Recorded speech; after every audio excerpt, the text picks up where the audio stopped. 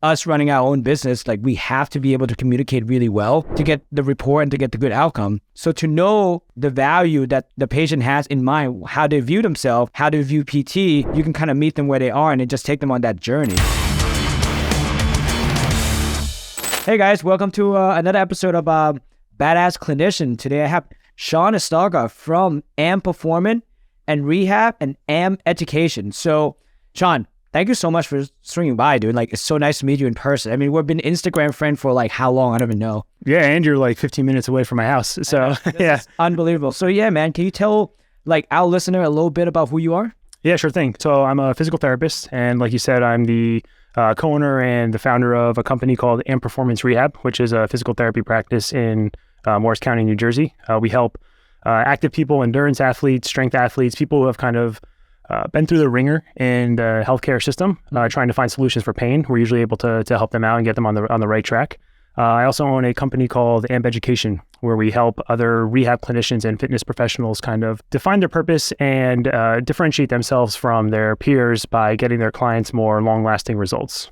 I love it, man. So let's dive right into it. So you're a big mission-driven guy. I already know that. So let's talk about your mission as a therapist when you first came out of school, because most people were listening to this, they're clinician, right? When I first came out, it's like, I'm ready to help. I'm ready to change the world. And then as soon as you get into the system, you're like, God damn it, I can't really do much. Like, I'm kind of stuck. So let's talk about your experience. Actually, yeah, very, very similar. I'm ready to help change the world. And then you get into actual practice and you're like, wow, this is going to be a little harder than I anticipated. Physical therapy is actually a second career for me. I worked in like the finance world for about 8 years prior to becoming a physical therapist. But I had a transformational experience as a patient before I knew anything about fitness or anything about rehab or anything like that. I went to a physical therapist and I was going to them for a while for knee pain from playing basketball, and I just didn't get better. And in my head at the time, again, remember knowing nothing about rehab, anything like that, I was like, there's just got to be something different here. This doesn't make any sense. Like, I'm doing what I'm supposed to do based on what this person's telling me, not getting any better. And ultimately, I got to another physical therapist. Her name was Janice Mora, and she did things a little differently. And she had objective things she was looking at, like she could like on the fly coach me and get me to where I needed to be, essentially. Ultimately, I ran out of visits because, like you said, the system and like insurance and that kind of stuff. But working with her kind of like put this idea in my head, like this is something that I want to be able to do. And ultimately, I switched careers because of it. But when I got into clinical practice, I was like, okay, well, here I want to be able to do the things that this person, Janice, helped me to do. But I'm also kind of a victim of the system that we're in, right? And it's not like I'm not against health insurance or anything like that, but there are constraints of working within that environment. And it became very apparent that there are things that just could be done better, in my opinion. So as a second career, and I always love to ask this, because when I was in PT school, there were some people that this was their second career. So was it challenging for you to be like, hey, all right, it's my second career, this is what I want to do. And then, obviously you're probably being like the most adult in that classroom, right? How did you structure yourself? How do you make sure that you're like, hey, like, do you ever question the decision? That's like, there's one thing to get the first career wrong and then have a second chance, but like to get the second one wrong, it's like, oh man, what am I going to do? Yeah, well, I'm a pretty growth-oriented, kind of growth mindset kind of person. So I didn't really look at it as like getting the first career wrong, but I get what you mean. Yeah, there's a lot of uncertainty, right? There's always going to be fear with uncertainty. And like you said, like I was at a point in my life when I went to physical therapy school where my wife, at the time she was my fiance, we had a house, right? We had salary, we were accustomed to living our lifestyle in a certain way. Me going back to school meant that that's all going away, right? And we had to really kind of redefine what we were okay with at that time. So there was a lot of fear of like, am I doing the right thing? Of course, yeah. But ultimately, it's like I usually am pretty good about having faith in myself that I'm going to figure it out, kind of thing. And that's kind of what I just cross my fingers and hope was going to happen. And I love that, man, because you do need to have that hard conversation with your loved ones. Like for me, before I quit my job, it was the same thing. And I'm sure for you, before you quit your job, and we'll dive into a little bit more, it's almost like you have that conversation twice, right? Like, hey, I'm going to leave because finance get paid pretty well, if we can talk about that. And then you say, hey, by the way, I'm leaving this job. I'm going to go back to school. And then as soon as you come out to school, by the way, it doesn't pay as well as the other job. So, and then after, oh, by the way, I'm going to go start my own business. So you did it 3 times. I'm reckless, man. Yeah. I'm sure your wife, you come in at home. She was like, what is he going to tell me now? Yeah, every night. Yeah. I mean, she's actually the reason that I went back to physical therapy school though. Really? She gave me the push She's like, I mean, basically she's like, bro, you're not getting any older or younger, right? You're going to go into like Benjamin Button, you're actually getting younger. Yeah, she's like, you're not getting any younger. She's like, if you're going to do this and you're going to make a change, like you got to do it now. I had to take prerequisite courses because in my finance and economics background, like I took like earth science, right? No PT school cares about earth science. Yeah. So I had to take all of those like anatomy courses, all that stuff, even before getting into physical therapy school. So she really is the one who gave me the push. She's a business partner with me in something else too on the side. And that's been like the biggest thing for us is those like kind of open conversations and being able to push each other, right? Like when she's having like an off day, like I'm the one who's going to be like, all right, here's what we need to do. Here's what needs to happen, and vice versa, right? If I'm having a day where I'm like, I can't figure things out, or I can't, I'm not doing what I'm supposed to be doing, she's the one who's going to kind of light the fire under my ass and like get me going in that direction. So yeah, it's amazing, man. Like I give my wife all the credit just because it makes my life a lot easier. Just like to do the business stuff is actually easy compared to the home stuff. If the home stuff is taken care of, I feel like the business stuff I can cruise through. But when there's like disruption or like misunderstanding, miscommunication at the home, on a relationship, on a personal level, that's get me up at night more than the business does. Yeah, I 100% agree. And I think of everything as like business, right? Like it's a reflection of the owner, the people at the top, right? And like your home life's a mess, right? Like you're a mess. You can't come to like a meeting on time. You can't do all those things. It's going to be reflected in your business. It's going to be reflected in your practice as a physical therapist or whatever you do. So having that kind of stuff hammered down to the best of your ability. I'm not saying there's never like issues, right, or problems or conflict or that kind of stuff, but having that open line of communication is like kind of where everything kind of starts. And if you have that, your base is usually pretty good. Based on the conversation you have with your wife, because obviously us as business owner and people who are listening to this, they own their own business, and there's time where we wish that our spouse would like understand where we're coming from, and that's probably the hardest part, right? And so how do you usually manage your household life as far as like starting a business, starting another business? How do you present that? Like how do you guys make sure you stay on the same page, and how do you keep the communications always up front?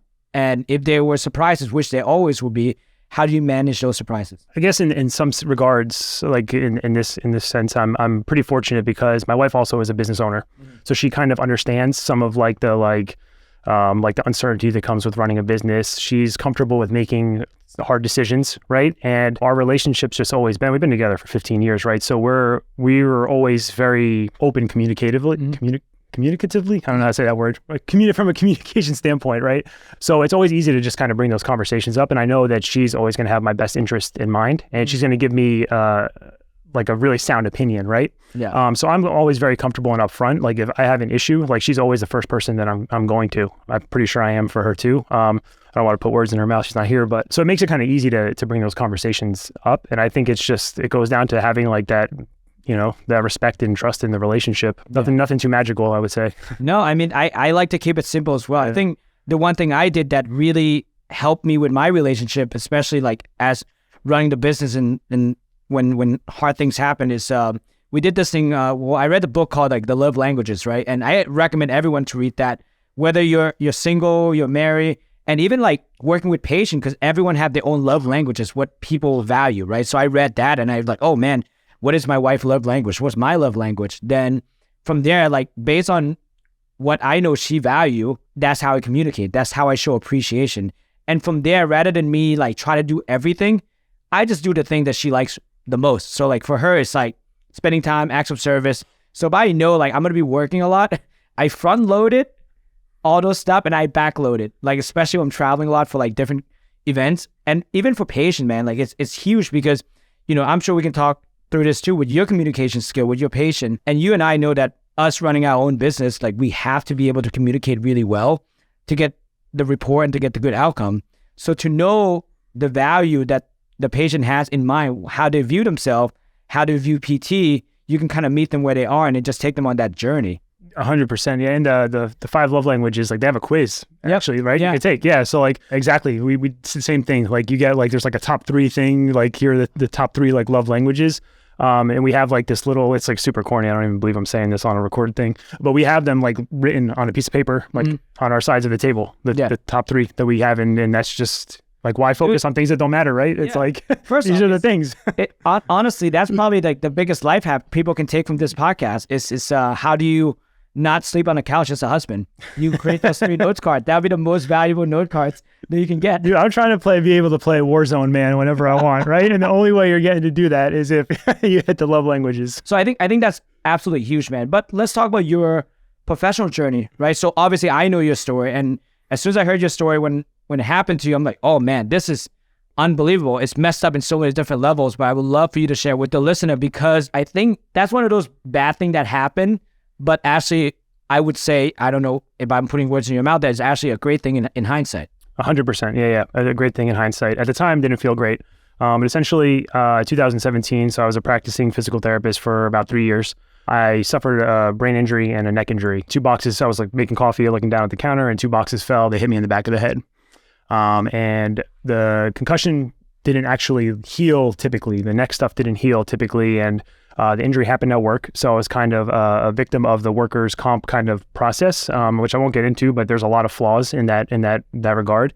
I was rushed back to work very, very quickly. And my trajectory from a health standpoint just went down in all aspects of my life. I had a lot of issues at the time with anxiety, a lot of visual issues, a lot of just dizziness, like I couldn't even function. And here I am trying to treat patients. Mm-hmm. So ultimately, I was taken out of work for about a year or so, and I kind of was thrown around the medical system a little bit. So I was sent to different professionals, I was sent to specialists, I was sent to physical therapists, occupational therapists, speech therapists, everybody.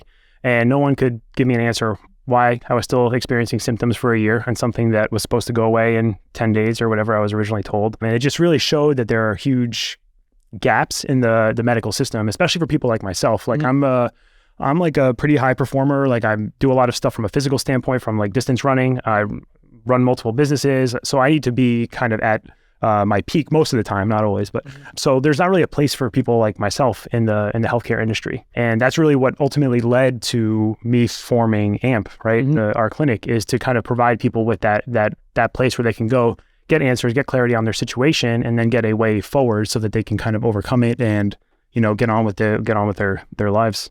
Wow. So at which point during your recovery were you like, okay, I'm like 80% there. And when you get there, like, how do you start coping that like, hey, this might be my best for a while? Yeah, that's a great question. I was actually told multiple times throughout the process that you need to get used to this new life, this new you. You might not be a physical therapist anymore. You might not be able to run anymore. You might not be able to do all these things. And at the time, I remember I was walking and I was listening to a podcast with Ben House. He is I don't even know what his role is. He's a functional medicine practitioner, I guess, but he was talking about basically post-concussion syndrome and people, how it affects things on the hormonal level. And I basically just reached out to him and was like, hey man, like I heard this, it resonated with me. Can you help me? Basically is what I asked him.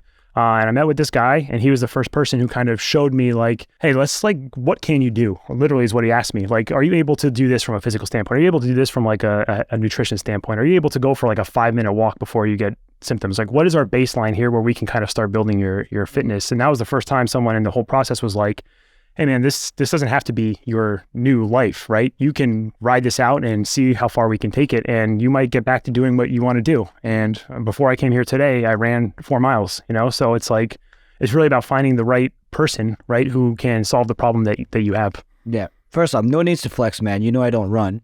So I don't like you to do that. All right? But I love that point, dude, because in our world, right, I see a lot of this in PTs and even business owners is that we don't meet people where they are, right? We meet them where we like them to be. So that way it's kind of inflate our ego a little bit. And similar to you, I like to listen to like health and wellness podcasts, like listen to Peter Attia, The Drive.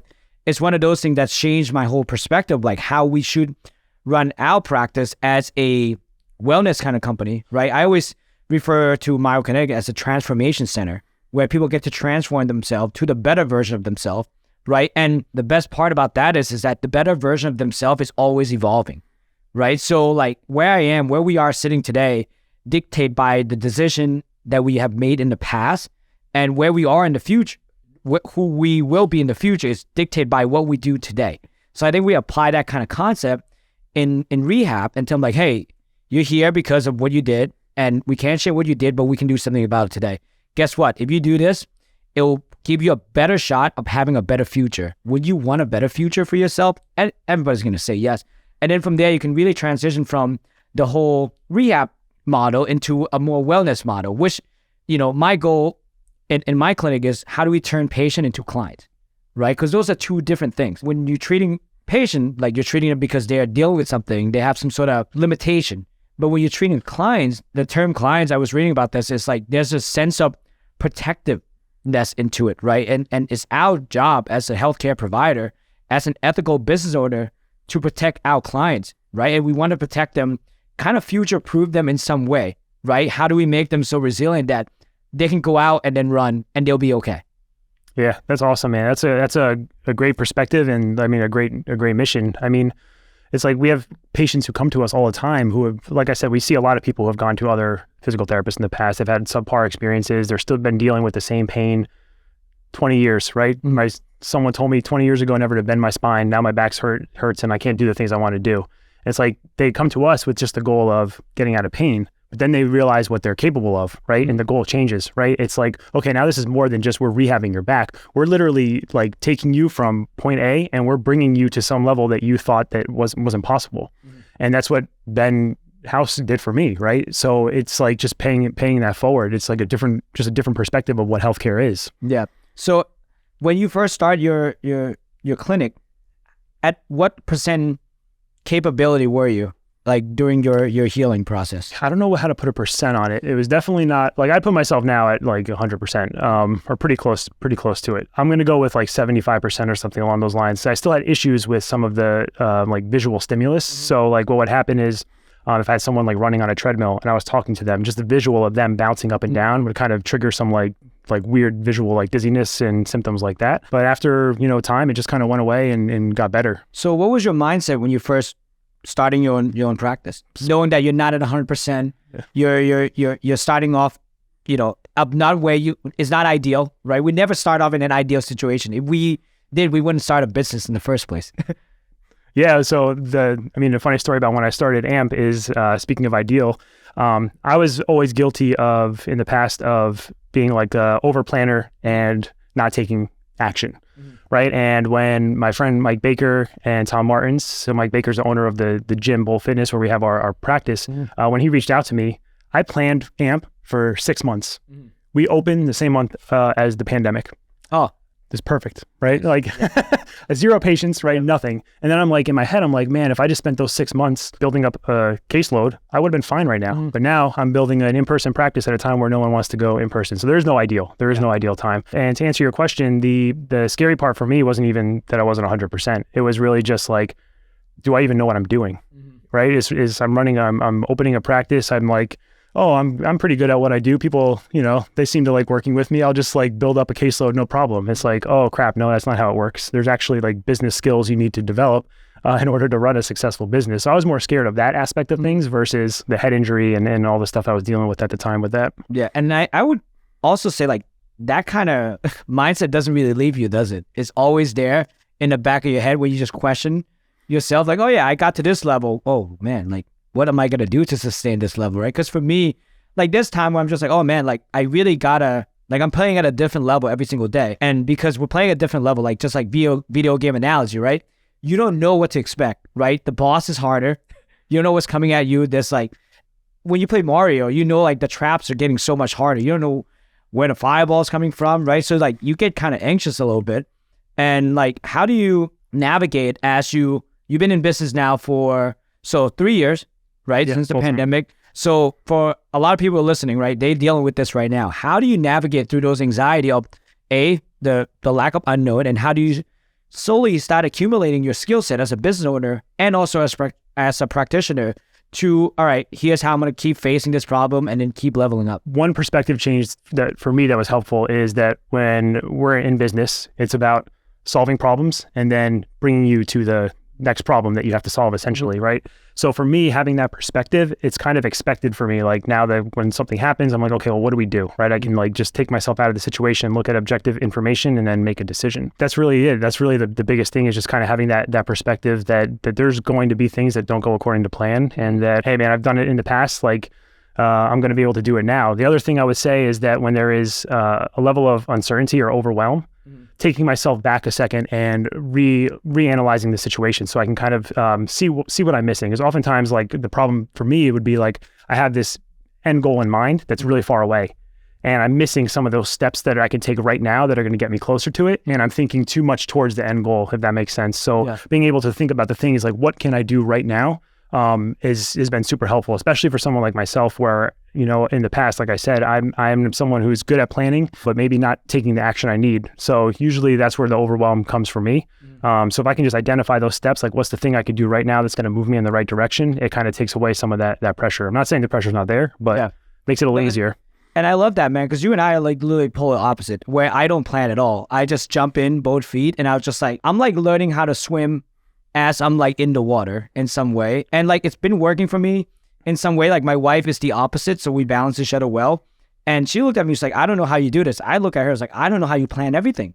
Like, to me, I was like, well, the planning comes like when you face the challenge, right? Because we all can have the same goal, but you don't know how to get there. So if you don't know how to get there, like, how much can you really plan for it, right? And this is like a great lesson for me. I went to the seminars, someone talked about this. They have this framework called like math versus drama, right? So you have a math problem, which is a logical thing, a drama problem, which is something that you make up in your head. So when I face with something that I'm like, oh my God, I'm freaking out with, and I just go, okay, what is the math problem that I need to solve to make this work on paper? Whatever it is, what do I need to do? The most logical thing. And I say, okay, and all the uneasiness I'm facing right now, okay, what's the drama part of this, right? Is this a math problem? Is this a drama problem? It's most likely it's a drama problem at making bigger than what it is, but if I can solve the math thing, then the drama get a little bit quieter, right? So I just go, like, that's how I usually do it with the problem. And I allow myself like 24 hours just to kind of like moan and groan. Yeah, that's a good way to think about it. I like that perspective a lot. And I'm trying to think of like recent times where like I felt like super overwhelmed and like panicked with the business. And it's just like I was getting pulled in a lot of directions. Yeah. Right. And then like being able to pull myself back out and like literally something as simple as like, okay, what are the things I need to work on right now? And like I can just put it down and put it in my calendar, block out the time and just like do it. And like just that process alone made it feasible, right? Okay, this can be done, right? Versus like, I have a to-do list of a bunch of things to do. How am I going to ever finish this? It's like, no, now I have a plan, right? It's like working with a patient, right? They just want to have a plan and understand like, this is how I'm going to get from point A to point B. Same process. It's like, how can I figure out time in my schedule to do the things that I need to do and the things that are going to be the highest ROI and hopefully do them. Yeah. And I love that you bring up calendar, right? Because how important is your calendar? How do you plan out? Super important. Yeah. So I'm owner or partner in 3 businesses. So my time is like the most valuable thing to me because it's the finite resource, right? So I rely on my calendar for everything. Even like my wife and I, going back to our relationship, it's like, if we're going to do something, like it has to be put in the calendar because I block out, like I can't treat patients in the morning. I can't do a mentorship call after that, then go film content, right? I need to have these things blocked out so my brain can just be focused on the one thing that I care about. So it's everything for me. Dude, I love it, man. My wife invited me to do something, and she's like, oh, you're coming with me to that thing, right? I was like, not on my calendar, sorry. Yeah. And then she was like, what? I was like, hey, you know we have this rule. You got to invite me. I was like, unless you want to see my calendar. She's like, no, I don't want to impede on your calendar. I was like, well, then you got to invite me. Otherwise, I don't know where I'm going. And this is great, man, because I just made this great point the other day where, like, if someone like when I work with someone, right, like business consulting, they're like, oh yeah, I'm a business owner. I do this, I do that. I say, okay, don't tell me what you do. Show me your calendar, because then I can tell you exactly what you do, right? If I look at your thing, it's like, yeah, you're treating like 40 hours a week. Like, dude, you're not a business owner yet, because mostly right now you're just trading time for money by treating, right? If I look at your calendar, you're like, hey, I'm doing content, I'm doing marketing meetings, I'm doing all these things, I'm having like all these coaching calls. I was like, cool, you're a business owner. Great. Like, now we can work on something. So like, for anyone that's listening, it's so important, man, like to time block everything. And nothing liberating to me at the age of like 34 that I know what my year is going to look like, of when I'm going away, what event I have. And it's so cool to be able to say no and be like, yeah, I can't because I have something. Yeah, that's another big thing is the saying no. When I first started my practice and when I first started our like education company, I was just saying yes to everything because I'm like, I got to get like people in here, I got to do everything. But now it's like time is the resource I don't have, right? So I need to be super, super picky with that. So even the power to just like, hey man, I'd really love to help you. This is what my schedule looks like. I just can't fit it in right now is super helpful just from like my mental bandwidth. And for someone who's listening that wants to build successful practice like Shaun, doesn't mean you have to say no right now, because you need to say yes to get your business going first. If you're seeing 5 patients, like, don't be snobby and be like, oh, no, I'm not, like, dude, like, say yes until you have an opportunity to say no. Then say no. I think that's probably the hardest part for me, man, because I'm always that yes guy. I'm like, yep, I'll do it. I'll figure it out. And then for me, it got to the point where it came at the expense of my own health, my own relationship, and where I'm like, okay, I really need to, like, start saying no. Yeah. And that's a big thing, right? It's like my wife she used to always make fun of me, but now she kind of gets it. Is like I am so, like, meticulous with, like, my schedule, with, like, my training, right? And when I'm going to eat food and, like, that kind of stuff, because I'm like, if I don't get these things taken care of, I'm going to put them off. I've already seen what it's like when I just skip out on, like, my exercise, right? Like, I had in today before I came here, I'm like, I'm going to be busy 10 to 11:30 because I got to run and I got to shower and get ready to come here, right? So it's like having those things in my calendar, like, I know I'm going to do them. And if I don't take care of myself, then how can I expect to take care of a business? How can I expect to have a family life that that I'm proud of, and all those other things? So yeah. No, I love it, man. I think having structure is crucial. So talk about how, obviously, you scale AMP. You got a great business partner now, Monica. Obviously, you guys worked side by side for a long, long time. And, with me, I've said in the past that I think partnership can work, but I rarely see it work well. And I would love to hear your take on that. Yeah, 100%. So Monica and I went to PT school together. So we've known each other since 2011. We worked together at Parabolic. So when I first graduated, the company I worked for as a PT, we worked together there. When I left, I became a rehab director at another company, bought her over, so she's worked with me there. And then when I started AMP, she was the first person to come over with me. Beginning of 2022, I realized that I was kind of a bottleneck in AMP, and that a lot of things had to go through me before we can even, like, take action, right? So I realized at that time that something needed to change. And that's when, like, she took on a lot more responsibilities from an employee standpoint. And our structure was such that she was set up with a profit share. And then when we did our year-end review last year, 2023, I was looking at things from the perspective of, I'm part of a startup company right now. So my time is even more limited. It's a resource that I just don't have. It's a resource that she has. And when I asked her, what do you literally want? Like, what's your goal with working at AMP? And she's like, I want equity in the company. Like, the profit share is cool. I want to feel like this is mine, and that will make me feel like it's mine. So I spent a lot of time researching it. I've talked to so many people about it. Most people I talk to, like 90%, who are business owners, are very anti-partnership. But what I came up with was, like, if we want this to actually work, we need to have the expectations and everything laid out up front, and a document that we both sign, that we both can just look back at and make sure that we're both taking responsibility for the things that we're going to be responsible for. We've had very different skill sets. Like I said, I'm not really treating too much right now these days. She still wants to treat, but it's even more than that, right? She has time, which is a resource that I do not have. And if I want to see AMP get to where it goes, I need to give it a fair chance. And the best way I can do that is with someone whose vision is aligned and is as passionate about it as I am. We've both put in a ton of sweat equity. Financially, I've been kind of backing everything up to this point. But there's a lot of different things that I had considered going into it that made sense. But the real goal for me is, like, here's my end vision, like what I want things, where I want things to go. And I don't think we can get there without her as part of the team. And if her being a partner with me is what's going to help get there, like, it's something that I'm happy to do. And I think this is probably the most strategic and correct way to go about forming a partnership, where you guys have a long dating period. In some way, what she value. Again, you guys know each other, right? Where most people that I talk to and ask me, like, should I jump into a partnership? It's almost from a scarcity standpoint. It's almost like if you're dating someone and you just need a rebound. Every time it's almost like two people going together, grabbing a beer. It's like, oh, you like to do this, I like to do this. We just become best friends. Let's start a business together. And that's something that I caution people about. Like, hey, if you're gonna do this, do the hard work up front. Like, having that prenup kind of agreement. Like, hey, what are your responsibilities? How can you make this work? What are you responsible for? Right? What's your role? What's my role? And what I like to get your take on is when it comes to making big decisions. Right? What's the process? What's the framework? They're just, like I said before, right? I am someone who's good at planning, and I'm happy to make I can make a snap decision, right? Or you give me the data, I'm going to make a decision and live with the consequences and figure out what needs to happen. Monica she's like you described yourself. She just will get shit done. Like, she's literally like, you're like, here's the problem. What do you think we should do? Here's what I think we should do. And it's done. 10 minutes, she's kind of going for it. So even just that aspect of things has, like, taken us I mean, dude, I can't even explain the growth. Like it's been tremendous. When it comes to big decisions, what happens is we have a conversation about it, and it involves presenting the objective data, like what are the things that we're going to use to base our decision off of, and we literally just have a conversation about it. We haven't had an issue where it's like, I feel strongly about this, and it's completely opposite of what you feel strongly about. Okay, so again, nothing crazy. Open communication. I mean, it's simple. There's no secret sauce, right? What about up to this point? I think for the majority of the time, if I'm assuming correctly, is that you have been the face of AMP for a while. Now that Monica's become a partner, MVP, how do you go about transition to make sure that, like, hey, she's also a face of the company?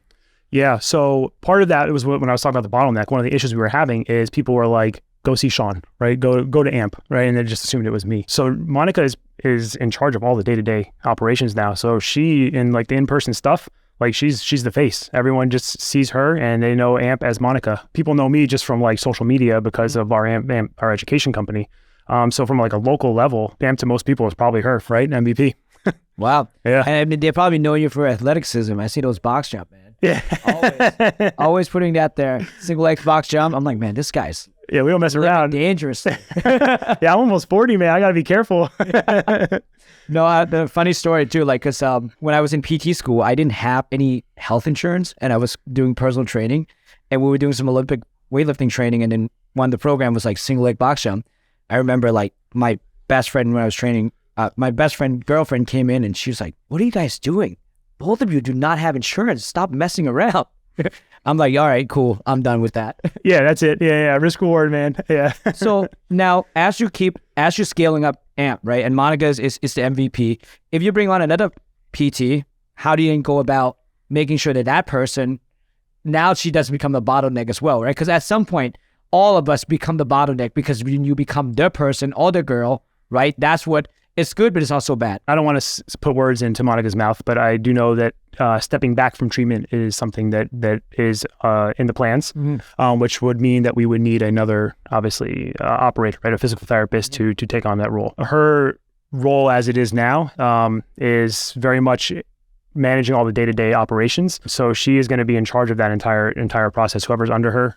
We're looking at hiring a marketing admin right now too, just to help in that sense. It's all going to be kind of feeding into her. So she's going to take more of a step back from the treatment day-to-day aspect and more big picture kind of things. That's exciting, man. I love it. I love when I get to talk to like someone like you and be like, yeah, this is how we're going to grow the business. Like that excites me just to see, like, because with it, I always say, like, I love that there's more of us, this kind of clinic, because it gave people the chance to be successful, even patient and clinician.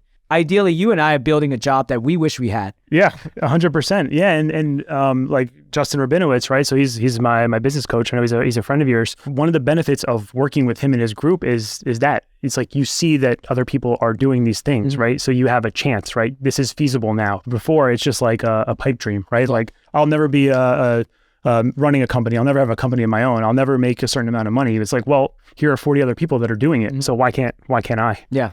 Yeah. The power of exposure and perspective is so powerful that if you're not exposing yourself to that, then you're missing out on a lot of things, because I think the biggest bottleneck for any of us is our limiting beliefs. Yeah, 100%. It's what goes on in between your ears, man. It happens to all of us, right? It's just like, is it going to be something you can overcome and like rationalize, or is it something that's going to hold you back from doing what you want to do? And how many times have you heard people, oh, I really do want to start a side hustle. I want to start a cash practice. It's like, well, why haven't you? You know, it's like, no, yeah, it's so great. Someone's like, yeah, you want to do this? Okay. Why is it not done yet? Yeah. That's such a great question. So now, obviously, you have AMP Performance. So how did AMP Education come about? So prior to the pandemic, I was doing a lot of one-on-one mentorship with other PTs and some personal trainers. I realized a lot of them had the same questions, and those questions really came down to a lack of confidence in themselves and a lack of understanding of some fundamental kind of principles. So I realized, like, I'm kind of solving the same problem for everyone on an individual level. Like, can I do this at scale? And that's what we did. Right, I was kind of forced into it a bit with the pandemic. Everything kind of went remote. So I'm like, well, I need money. This is the perfect time to do it. Let's see what happens. And the first group that we started was 10 people. It was all people I knew locally. And then they started referring people to the program. And now we're in our eighth one. We're Yeah, we've scaled this. So we started at 10 people, increased enrollment to 15 people, and now we're at 30 people. Is our goal for this next upcoming quarter. That's awesome. I mean, honestly, dude, I want to just say thank you for like the impact scale you created by just doing that. I mean, I don't know if anyone ever acknowledged that. If I'm the first, I would love to be. Just like the fact that you're putting yourself out there, sharing your knowledge to other clinicians, so that way, like, you can help them bypass on the mistake and start getting resolved right away. I think that's absolutely powerful, man. Oh, first, I really do appreciate that, because it's scary putting yourself out there a lot, because you're sharing your ideas, right? And my face is like all over like Instagram and like all that kind of stuff. You and a skeleton. And me and my skeleton. I can't unsee you without skeletons. Yeah, this is probably very weird for you, because it's not one. Like, it's hard to put yourself out there and share your ideas, and you're putting it out there. Like any video, like it's going to be 1,500 to like 50,000 people are going to view this thing. Mm-hmm. There's going to be people you're going to piss off, and there's going to be people that you're going to say something and they're like, I don't agree with you. Yeah. Right. And it's just like doing that consistently on a consistent basis is like very, very difficult. So it's always appreciative from my perspective to hear that it's valuable for people. Yeah. And what I love, like, consuming your content, man, is very informative, very digestible. And there's no sense of, like, I don't want to say arrogant, but I guess we can say that, because if you've seen like people who, there's two ways where people can be like, agree with something, right, or sell their product. Is they either trying to piss as many people off as possible and then only appease the few, and those few become like their die-hard fan, or you do it slowly, organically, by just say yeah, let's have a good debate about it, right? Like, you've seen, like, there's a lot of Instagram personalities that come out, try to sell their course, doing this and that, whether they ride the pain sign train all the way to the end, or like they ride a manual train all the way to the end, and there's nowhere in between. So I think what you're putting out is valuable, because it's allowed for open discussion, right? And you're going to piss a few people off. You're always going to do it, like, because that's what it is. And plus, during the pandemic, dude, I've never seen a group, in a Facebook group in PT, like, they're all pissed off. They're all debating each other. Like, this is why we don't go anywhere as a freaking field. Yeah, they're playing in the weeds, you know? It's like, who cares about like some of the stuff that we argue about in these groups, versus like, let's just like understand each other a little bit better and see how we can come to some conclusion and move forward, right? Yeah. Same idea. It's so funny to assume that you know everything about the human body, when the way I look at the human body, it's like the ocean. You don't even know how deep it is, right? Is that the Loch Ness Monster? I don't know. But I can't say for certain that there isn't. And I think when people go into the absolute realm, they start playing that politics game where it's a zero-sum game, right? Where for me to win, I have to put you down. Like, you have to lose. You know, again, in business, you can look at the same thing, where I don't look at, and I'm sure you and I would agree that we don't look at any other business as a competitor. Maybe like big chain, we can say that because they provide less care. But at the end of the day, it's like, if you win, I win, right? Because we're similar in that model. If there's the same model and there's more of us, people would then start looking for a clinic like ours, right? So this is how we all win. Where if you go into the zero-sum game, where it's like, oh, well, now I have to trash AMP in order for me to be successful. Like, well, then what's the point? Like, what are you doing it for? Yeah, it's you're taking you away from the actual mission, right? Mm-hmm. The mission is, right, a better, whatever, healthcare experience for people, a transformative experience for people, versus like, my clinic's better than your clinic, mm-hmm. right? That's just the difference. It's not zero sum. Everyone, you win, I win, right? And everyone wins in that situation. It's patience, right? You as the business owner, me as the business owner. Mm-hmm. Common goal, man. Yeah. So what's the vision for AM Education? Yeah, that's another one I've been kind of toying with. The problem we're trying to solve is we have a 12-week program, mm-hmm. and that's it. Right? There's no continuation. There's nothing, what do you do after this? So where we're looking to as an area of opportunity is to see how we can expand people's stay with us. Mm-hmm. You're not going to become an expert in anything in 12 weeks, right? Mm-hmm. So there's like questions that people come up with. And we want to make sure that the product that we put out is valuable for people and that there's some kind of structure to it. Mm-hmm. And I admittedly have been, this is a little bit of a bandwidth issue. Maybe it's also, I'm just being a little soft, but it is something that we've just been putting off. People ask every time, what do we do next? How can I work with you in this capacity again? So we're trying to put something together that is a continuation program where it's probably going to be subscription based, month to month basis, something along those lines. Yeah, I think that's great, man. Because if you look at the Con Ed model, right, it's weekend course. All right, go take another weekend course. All right, now you can sit for this X, Y, Z certification, or you can sit for like do some sort of fellowship, right? That's a standard tradition, right? So I think you probably have something like that's really cool. You can kind of hybrid, right? Because everything, like, listen, your business, both your business has born in some sort of hybrid model, and now you get to like trying to play around with it. So as far as getting creative, how you solve your problem, right? What's your framework for that? How do you make sure that you stay away from the weeds, right? Because when you get pulled down to the weeds, you know you're doing all the tasks and you don't get creative. And for me, I do my best to, if I need to go down the weeds, I need to get back up quickly. So how do you do it? The big thing for me is like I spend a lot of time in my brain, honestly, and I take myself away from things. But I'm very kind of pragmatic in how I think. And for me to appreciate something, I have to first understand how it's going to be valuable for the problem I'm trying to solve. So if it's like working with a patient and it's something, I don't know, someone has a neck injury, right? I need to understand everything about this situation that could be influencing it so I can figure out what's important. And that's where I get to be a little bit creative. I always ask myself, like, if this is my thought on a subject, what is the complete opposite thought? What if I'm completely wrong about what my current worldview is on this thing? Because then I can start seeing things from the other perspective, and then I'm usually going to end up somewhere in the middle, something along those lines, I would say. Yeah, I love that. I think just to have like a stark contrast of, if you assume you're right and you don't assume you're wrong, like most of the time you'll be half and half. Yeah, it's dangerous, right? Like it's very easy. And then like, of course, you're going to surround yourself with people who think like you, right? So like your thought process is going to get very, very narrow in that perspective versus just like, be open to like approach conversations. Like when we have a new patient call, right? We approach those conversations from a place of curiosity, right? I'm trying to understand like what their perspective is on physical therapy. What's your perspective on the pain you're experiencing? And what are the things that it's limiting you from doing? What are your fears around this?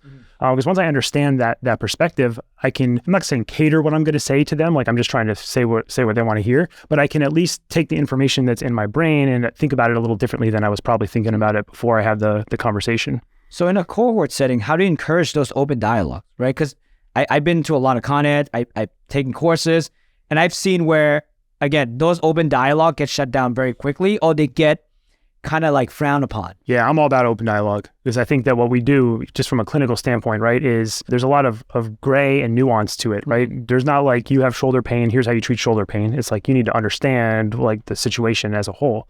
So the way we have our program structured is we have pre-recorded modules that are released weekly, and those are all very fundamental principle-based information, right? Like you could think about this from whatever your background is as a strength coach, as a PT, a chiro, whatever, it doesn't matter. And then we follow that up with 4 different group sessions per week. There are small group sessions. So if we have 25 people in the program, maybe like 5 or 6 people are coming to these calls. And that's where we can kind of get into some of the context surrounding the information that we talk about. I ask a lot of questions because I want to understand how people are thinking. I'm not just like picking on people, right? It's really understanding how they're taking the information that is presented and assimilating it into whatever their current understanding is and their framework is. And then from there, the conversation just kind of happens naturally. So it's really just goes back to just approaching it from a sense of like humanity, right? Curiosity. Mm-hmm.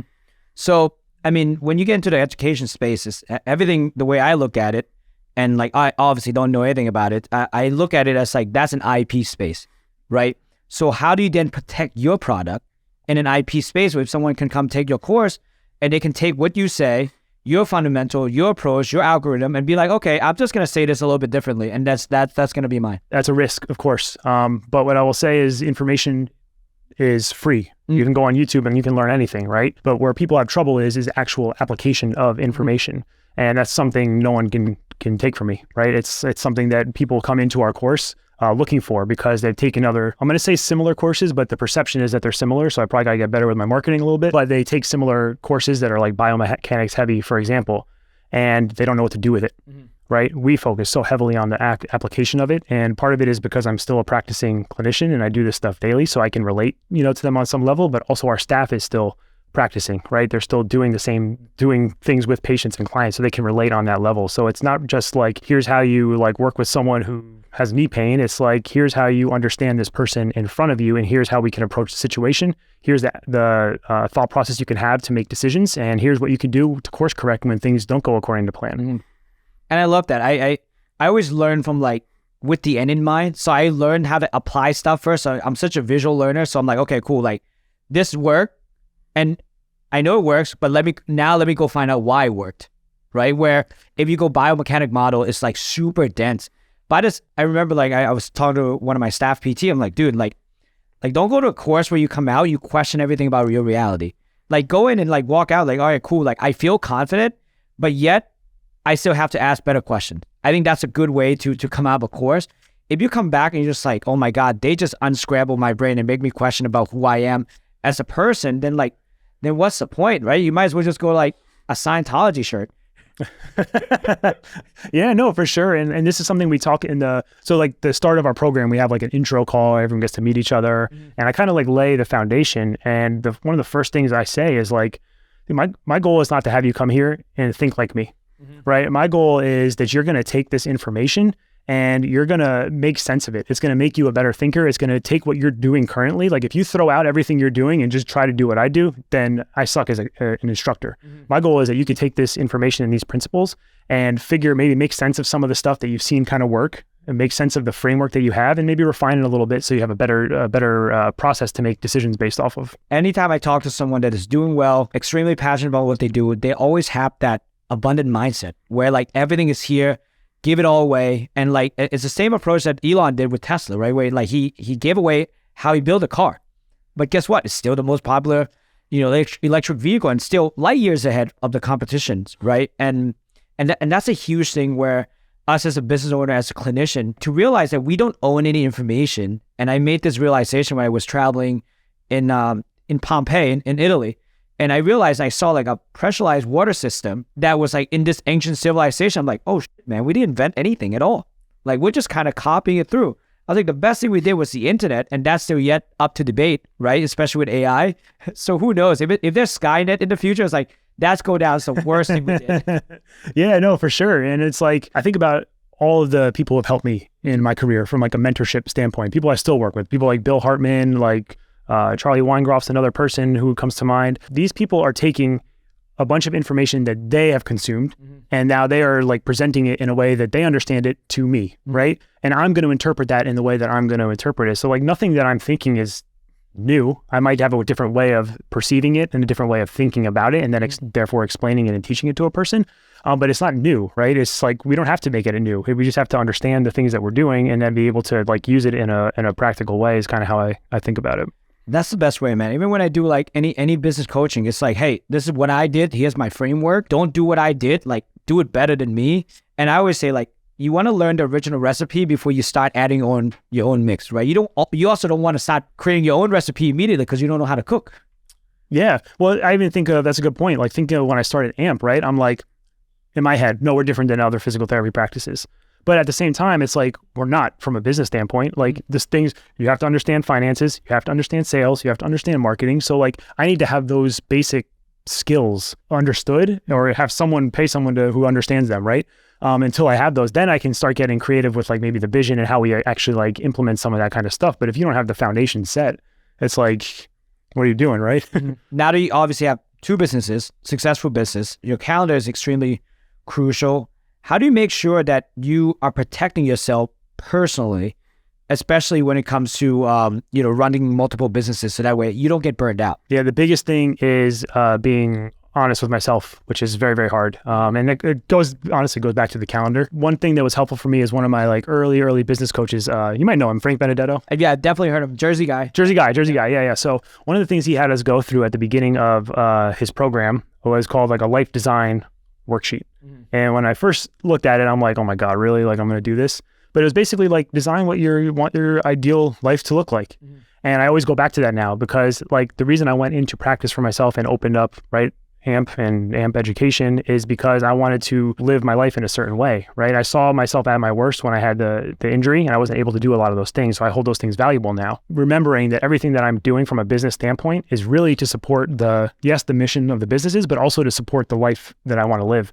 So when I always have that as my kind of guiding light, it's easy for me to make sure that I'm planning on doing the things. I can even use, again, I'll use my wife and myself as an example, is like we're in the process of a startup company right now. And it is extremely time consuming. And it's very easy for us to be like working till like 10 o'clock at night, 11 o'clock at night on things that we need to get done. Versus now we're like, we have a cutoff. Like, yes, it's important to get this done, but we have a cutoff because it's important that we're still, right, like being able to like connect on a personal level. And it's not always about like the business side of things. So just being very strict with that and remembering that that's what the end goal is the biggest thing for me. Yeah, I think that's huge to have that boundary of like, and I was just saying this to a friend the other day. I was like, you need to have defined end of day. When is your day done? Because it's so easy for us to just carry on. And luckily for my wife, she is like, her love language is time spent, right? So she was like, hey, are you done? Or are you gonna do this all day? So I'm like, oh, cool, that's a good cue. Like, yeah, let's shut this off, or pretend I shut it off and I'll think about it later, right? Because for us, like, it's really hard to turn off. And another thing I grew to appreciate is that I don't need her to understand exactly what I'm doing. I just need to assure her that what I'm doing is for the benefits of both our future, right? Yep. And I think that's a huge thing, because most people have an issue where like, oh, why do you understand what I'm doing? You don't need that. You just need to know like, hey, this is my time. This is what I'm going to do. As soon as I'm done with that, I'm all yours. Yeah, that's a great way to put it, man. Yeah, 100%. Yeah. So how do people find you? Like, so obviously you're not existing anymore in AMP Performance, right? So only go to Monica. MVP, man. You want to go to the person with MVP in front of their name. Exactly. So, all right. How would it work with you with AMP Education? The easiest way is Instagram. Our handle is at AMP Education. You can email me at Shaun, SHAUN, at ampperformancerehab.com. Those are the two easiest places to find out what we do and how we can help. Cool. And last thing, what last advice would you give to any clinician who just start their own business or looking to start one and is in the weeds right now? What's the one single advice that would help them today? Biggest thing is going to be, I would say, surround yourself with people who are doing what you're trying to do, because they're going to be the people who are going to make sure you're on track, and they're going to accelerate how quickly you are able to get there. That's something I wish I did 100% in the beginning, man. It would have saved me a lot of time and money. Pandemic, so. Yeah, well, yeah. Social distance. Yeah. I appreciate your time, man. Thank you so much for making this happen. Yeah, thanks, man. It's a pleasure.